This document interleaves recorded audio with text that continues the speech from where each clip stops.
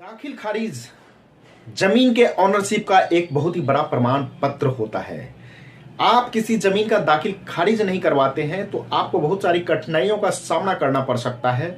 आपने sale deed तो बनवा लिया, विक्रयनामा पत्र बना लिया, आपने जमीन खरीदते समय जमीन का बैनामा जो है उसको रजिस्टर्ड करवा लिया, लेकिन आपने उस जमीन का दाखिल खारिज नहीं करवाया, जिसके कारण से आपको बहुत सारी कठिनाइयों का सामना करना पड़ता है।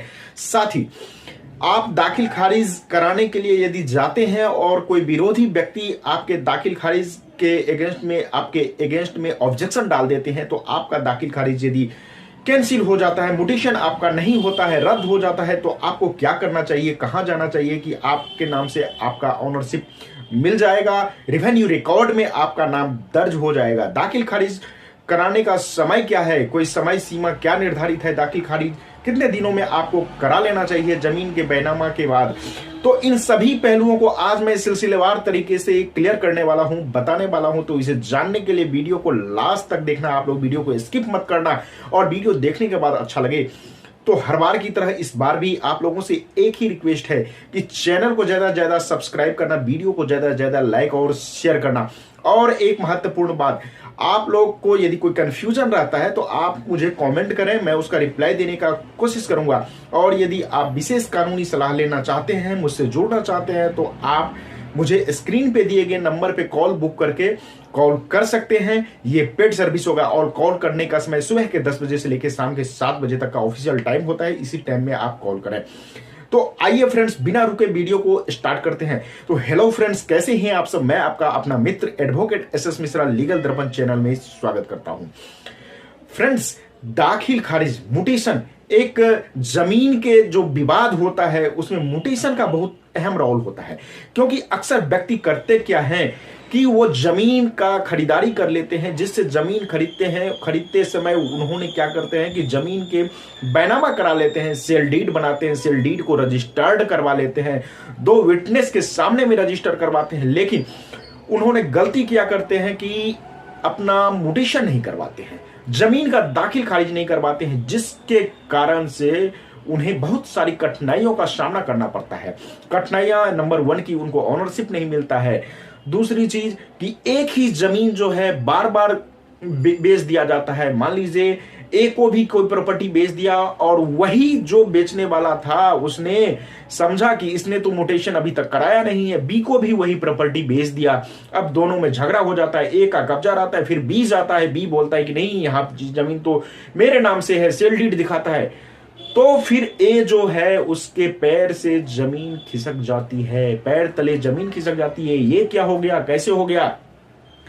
तो यह बात आप हर वक्त ध्यान रखें। जब किसी व्यक्ति से जमीन खरीदते हैं तो जमीन खरीदते समय जैसे ही सेल डीड आपका रजिस्टर्ड हो जाता है, बैनामा आपके नाम से हो जाता है, उसके बाद आपका अगला स्टेप होता है कि रेवेन्यू रिकॉर्ड में अपना नाम रजिस्टर्ड करवाना, दर्ज करवाना, खतौनी में अपना नाम दर्ज करवाना, आपके नाम से जमाबंदी का हो जाना आपका असली ओनरशिप होता है। तो जमाबंदी का आपके नाम से कैसे होगा, कैसे आपको ओनरशिप मिलेगा, आप ओरिजिनल मालिक कब बनेंगे? तो इसके लिए आपको रजिस्ट्री कराने के बाद, बैनामा कराने के बाद आपको म्यूटेशन करा लेना चाहिए। म्यूटेशन जब तक आप नहीं कराएंगे तब तक आप किसी भी जमीन के, किसी भी प्रॉपर्टी का असली मालिक नहीं बन सकेंगे। म्यूटेशन जैसे ही करवाते हैं तो जो बेचने वाला व्यक्ति रहता है उसका रजिस्टर 2 से नाम हट जाता है और आपका नाम दर्ज हो जाता है। तो म्यूटेशन कराना कभी नहीं भूलें, म्यूटेशन करा लें। अब अगली बात आती है कि म्यूटेशन यदि हम समय से नहीं करवाते हैं तो क्या म्यूटेशन समय के बाद हो सकता है? म्यूटेशन सबसे पहले ये क्लियर करना जरूरी है, ये जानना जरूरी है कि म्यूटेशन कराने का कोई समय सीमा निर्धारित नहीं है। अक्सर व्यक्ति करते क्या है कि जमीन का रजिस्ट्री कराने के बाद आप म्यूटेशन के लिए अप्लाई कर सकते हैं।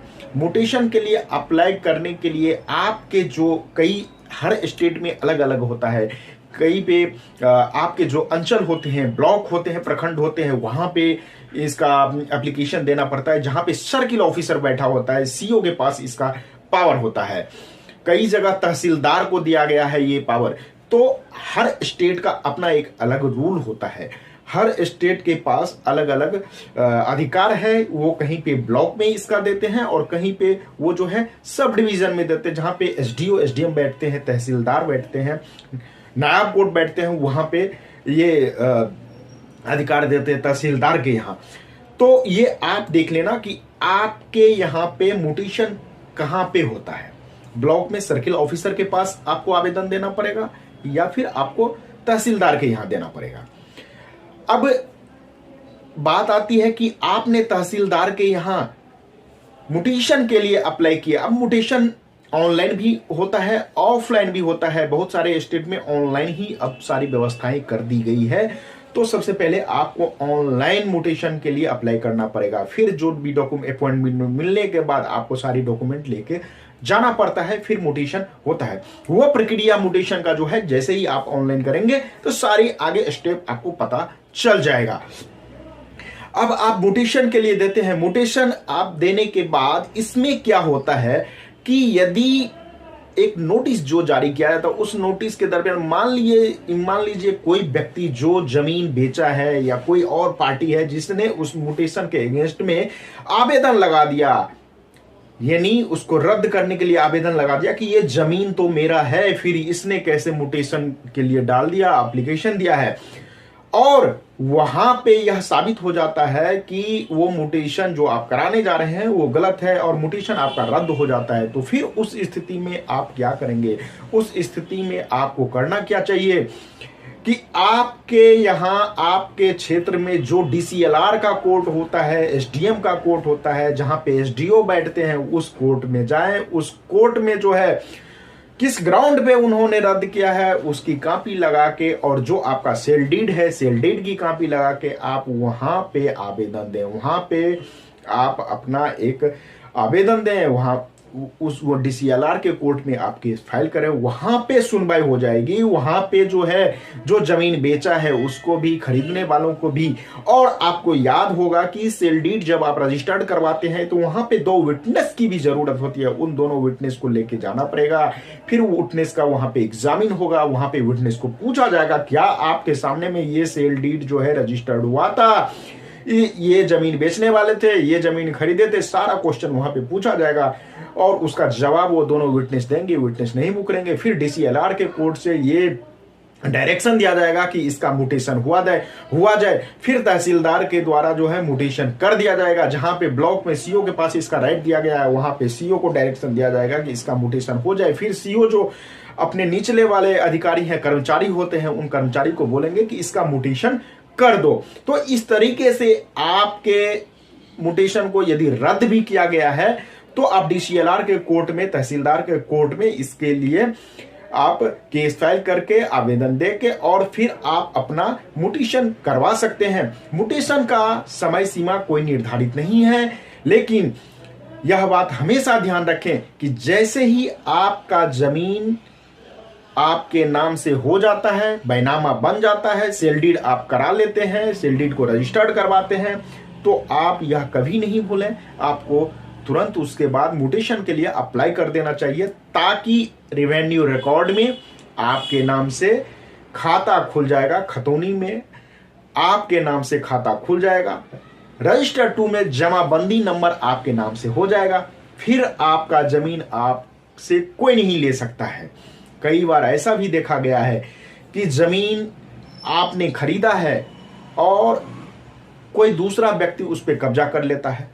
तो यह चीज आप पहले वेरीफाई कर लें कि जो जमीन हम खरीदने जा रहे हैं उस जमीन पे किसी और का तो कब्जा नहीं है, जो जमीन बेच रहा है वही उसी का तो जमीन है। क्योंकि बाद में यदि सेल डीड रजिस्टर्ड हो जाता है आप म्यूटेशन, तो आपको दिक्कतें हो सकती है। इन सभी दिक्कतों से बचने के लिए आपको सबसे पहले सारा कुछ वेरीफाई करके फिर सेल डीड को रजिस्टर्ड करवाना चाहिए। फ्रेंड्स, जानकारी कैसा लगा आप मुझे कमेंट करके जरूर बताना। आज तक के लिए इतना ही, फिर मिलते हैं नेक्स्ट वीडियो में। तब तक के लिए धन्यवाद।